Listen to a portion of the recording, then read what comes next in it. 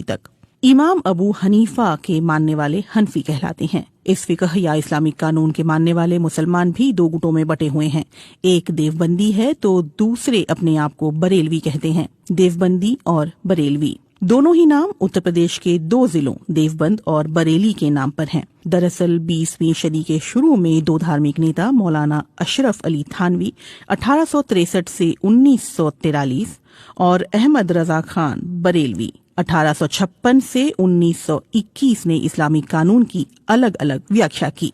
अशरफ अली थानवी का संबंध दारुल उलूम देवबंद मदरसा से था, जबकि आला हजरत अहमद रजा खान बरेलवी का संबंध बरेली से था। देवबंदी और बरेलवी विचारधारा के मानने वालों का दावा है कि कुरान और हदीस ही उनकी शरीयत का मूल स्रोत है, लेकिन इस पर अमल करने के लिए इमाम का अनुसरण करना जरूरी है।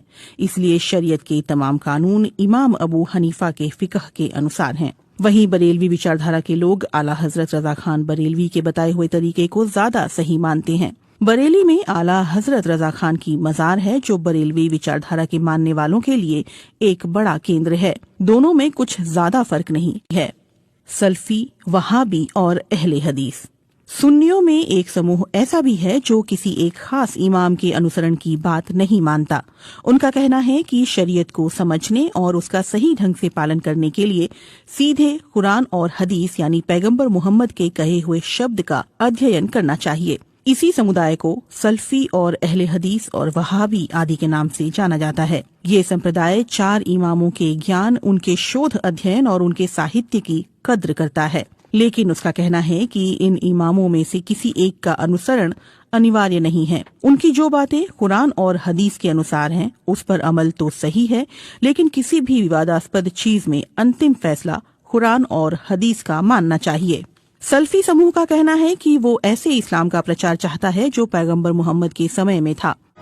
अहले हदीस सिर्फ इस्लाम के पवित्र ग्रंथ कुरान और हदीस के अनुसार इस्लाम को मानते हैं कि मेरी उम्मत का एक करो हमेशा हक के ऊपर रहेगा। एक करो ला तज़ालु ताइफ़तुन, एक करो मेरी उम्मत का हमेशा हक के ऊपर रहेगा। उसे रुस्वा करने वाले कतान उसको तकलीफ नहीं पहुंचा सकते, यहाँ तक के कयामत आ जाए।